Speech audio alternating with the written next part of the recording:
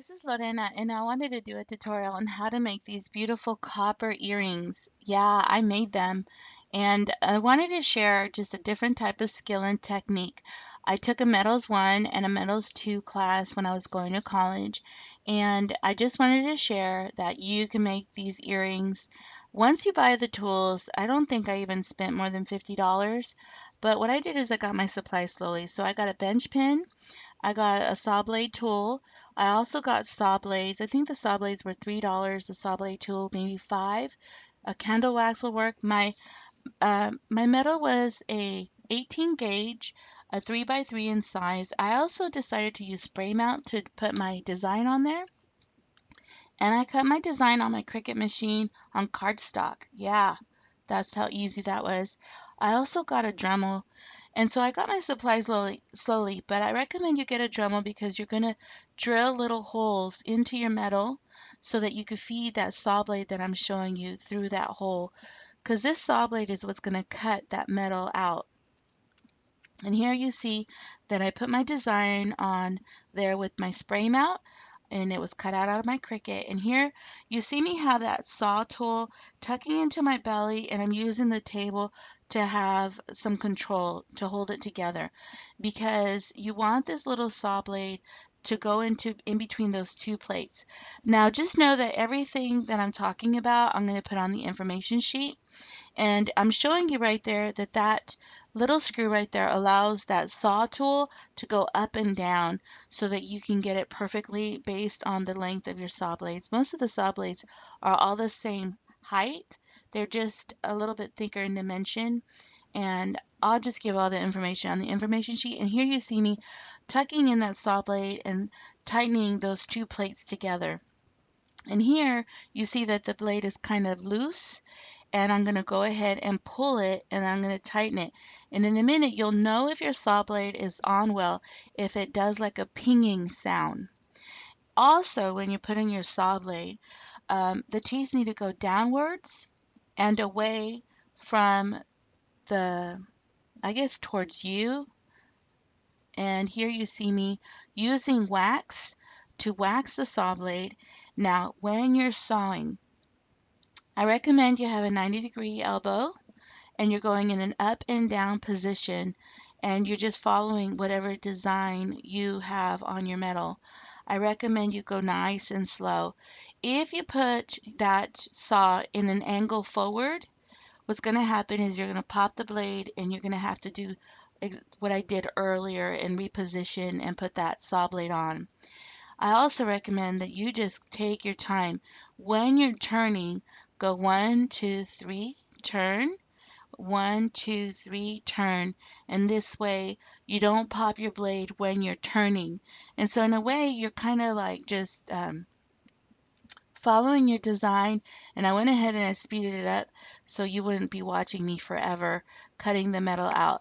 It is going to take time, and it is going to be a skill that you're going to have to learn and practice. I've taken 2 classes, but what ended up happening, I haven't done it in a long time, and so I did end up popping a lot of blades.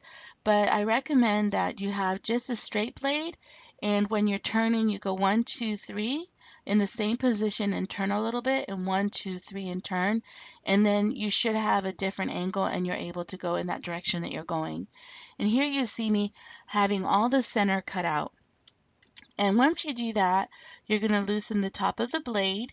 And what I'm doing here is I'm sawing those nice little cuts so it looks like the feather, the inside of the feather. And I'm going to go ahead and loosen that knob on the top. And it loosens the blade. And then just like you saw me earlier, I'm going to go ahead and put the blade back in and tighten it. And now I'm sawing on the outside. And I didn't think you'd want to see me like sawing because it took forever. And I just took my time. I put on some really good music and just made sure that my saw was up and down. And now here you see me getting like a little torch. I got this at Lowels for like, I think $5. And I love this little torch. I decided to burn the paper off. Now you don't have to do this. You can literally scrub the paper off or wet it and it'll come off. But I just didn't want to mess with that. So I just kind of torched the paper off. Now you are gonna need some files, and I'm gonna put all of the information links on the supplies. Now I'm not filing well. It's supposed to be in a downward position, but I like filing this way. So if you're a metalsmith, I know I'm doing it wrong.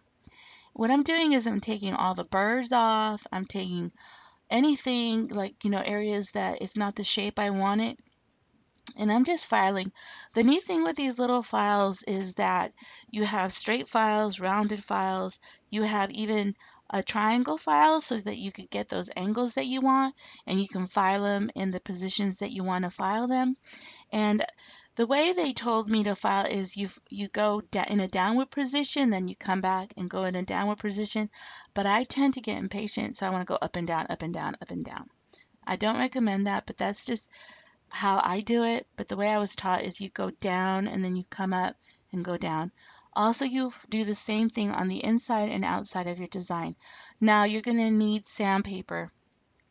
And that big square that you saw a picture of, that is a standard that people use when they do sheetrocks. What I like about it is I pin my sandpaper around it, and I just start, I give it a go. I start sanding that paper or my design down. I use different weights of sandpaper. You can get these at any auto place.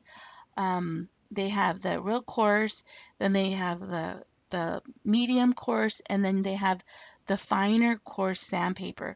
You're going to need at least 3 different sizes because you want to start sanding all those imperfections, and you want to start from the coarse to the medium and then to the light.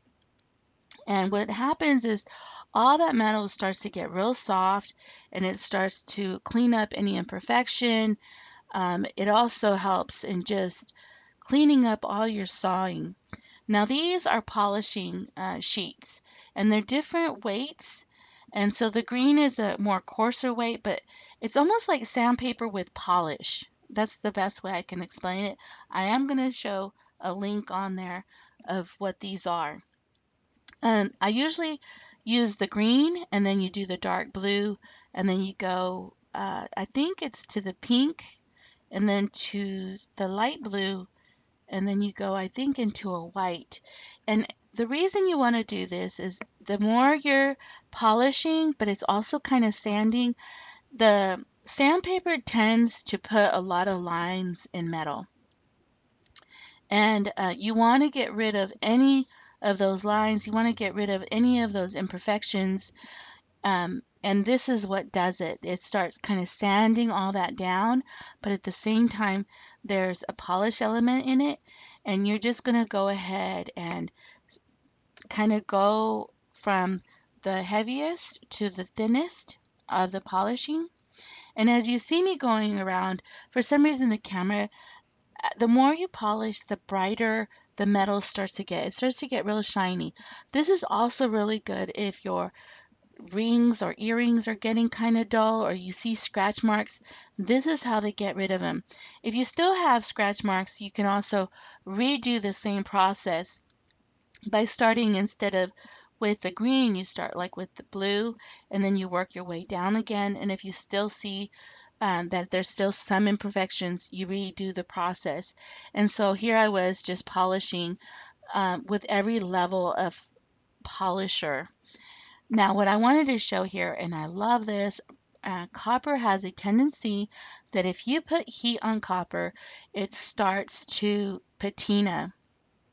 I love patina, and the beauty of these kind of earrings is I could literally polish them every day and put heat patina or heat on them, and they'll change in color and dimension.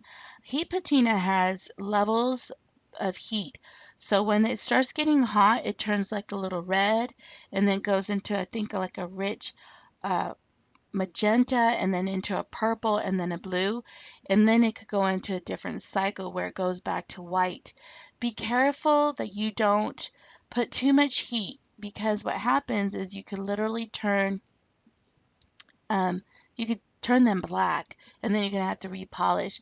And here you could see some of the heat, the patina on one of the earrings, and on another one where I didn't. Now, this is where I went ahead and I put a hole. I was going to use my Dremel tool, but I chose not to use my Dremel tool because for some reason sometimes it kicks on me.